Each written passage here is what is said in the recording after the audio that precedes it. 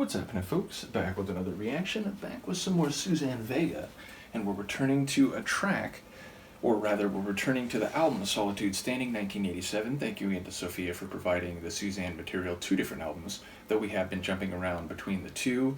But we're going to listen to a track called Language, which is a form of vocal and eventually scriptural utterance that gives meaning to particular sounds and shapes. And of course, language primarily is used for communication, though of course it can be used for disinformation and malfeasance. It can also be opaque or difficult enough to understand that it does not transmit the ideas, feeling, or understanding it is meant to. So yes, language is not inherently or exclusively rather human, meaning there are other species that are known to be able to use language, and although they are not quite the same as human language is, there are of course some animals, at least some members of which, can learn human languages to a certain degree, can recognize different words relative to others, can hear certain sounds relative to others. So language is a powerful communication tool, though once again it can also be used to deliberately obscure or present the wrong information in strategic or other situations. Now, once again, there can be an attempt to communicate through language, but a misunderstanding or a misperception can lead to it failing in that regard, even if there isn't any malintent. So, yeah, there's a lot to say about language. It is a single word title, so those tend to be tough to get a read on. I'll see what I can pick up on a first listen. This is Suzanne Vega. Don't worry, Luca, I'm not doing anything scary. And the track is Language, and it's included on her 1987 album Solitude Standing.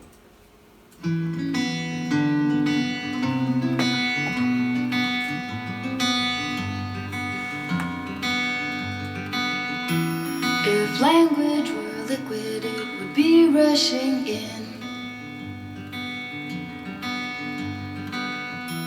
Instead, here we are in a silence more eloquent than any word could ever be.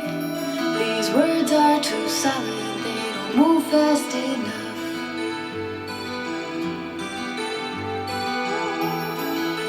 to catch the blur in the brain that flies by and is gone, and is gone,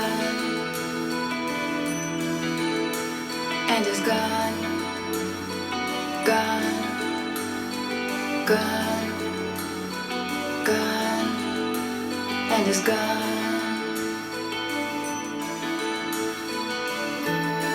I'd like to meet you in a timeless, placeless place,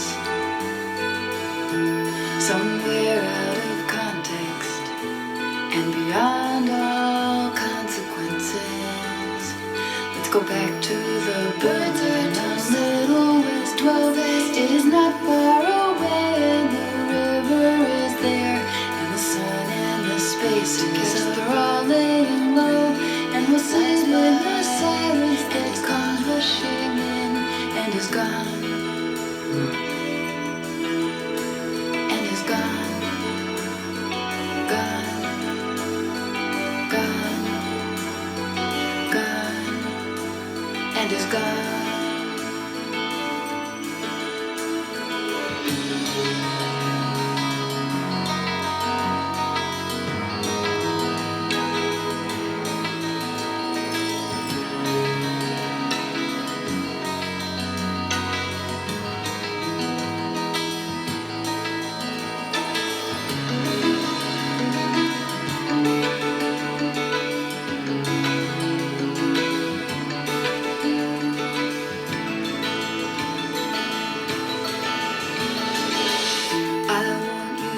Again, they don't mean what I meant, they don't say what I said.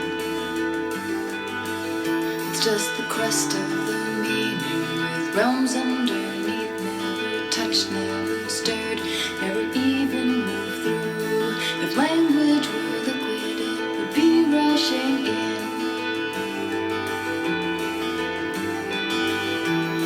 Instead, here we are in a silence more eloquent any word could ever be.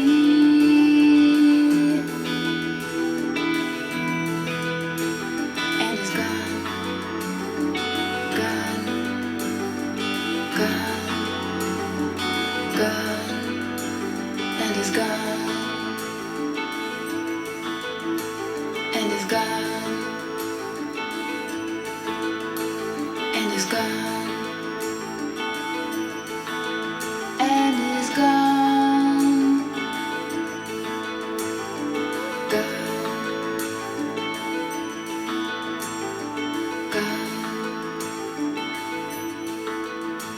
and is gone, and is gone. Another beautiful tune from Suzanne, and another one that speaks to the intelligence and cleverness of her songwriting. I will say, I still feel like she sounds musically like if you took the Joni Mitchell material from the late 60s and just modernized it, gave it a bit more of a keyboard or electronic sound, because it does feel like this poet, singing and speaking and, with a very minimalist type of musical arrangement, but just with a slightly more advanced sound sonically. So yeah, I feel that connection continues to come back to me sonically.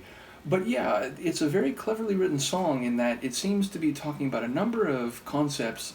The inability of words, however well crafted and well chosen, to perfectly articulate the nebulous and dynamic world of feelings and understandings and moments and descriptions. So whatever semantic hardware you choose, there's an imprecision with the language that you pick and the language that you try to convey those feelings and thoughts with. And so there's always a slight disconnect between what you're saying and what is meant. And of course there's that line about how there's this silence which is more accurate, more valid, more reflective of what is really there than any words could ever be, which of course, as a Depeche Mode fan, inevitably reminds me of the Enjoy the Silence, the idea of, all I ever wanted, all I ever needed is here in my arms. Words are very unnecessary, they can only do harm, which I guess is a slightly different angle on the same concept, but there's still this idea that no word can fit here, that the feeling is what is most accurate and understandable here, and if we try to force it into a set of words, there's data loss somewhere in the process.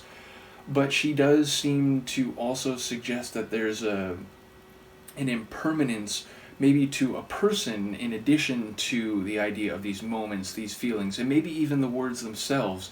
But I like the way, again, almost like on a neuroscientific level, she talks about these words, like language rushing in like a liquid, and then, ultimately being insufficient to convey these impermanent, these ephemeral and transitory neurosynaptic connections, these rushes through the brain of electrical signals, which by the time you're trying to put them into language might not be accurately or fully rendered in a way that truly conveys the inherent understanding involved. So yeah, both in terms of the poetry of the song, I think it's very well written, but it also seems on some level to be cognizant of both neuroscience itself, but then also the, let's say, humanities side of language, and the way that there's the science of the brain, but then there's also the understanding of the mind, which is, again, a more like social science or like humanities type of understanding. So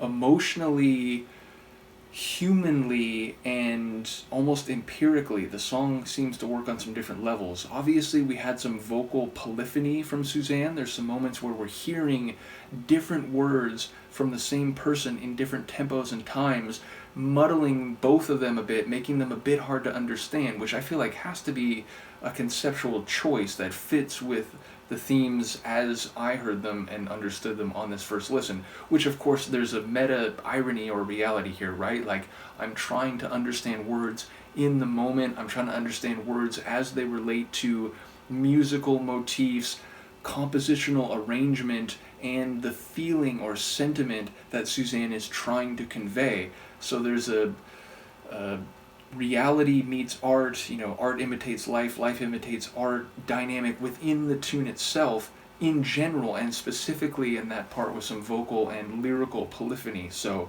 a really smart song, and a really beautiful one as well, just musically. So yeah, she clearly is a very what's like unique is not something that can exist in degree. It's all or nothing. You're one of a kind or you're not. But I will say, I suppose, just that she is unique. There's a real independence and distinction to her music and to her singing and her lyrical songwriting that you don't often find. And I think when I compare her to Joni Mitchell in that regard, it's a very high compliment, because I'm really saying that she's like this other artist that I've encountered who just does her own guitar lyrical poet style that I've never heard before. And so her Suzanne reminding me of Joni and doing it still in her own way is as high a compliment as I think I can deliver. And this was a particularly good song, so yeah, looking forward to hearing what people have to say about this one in language.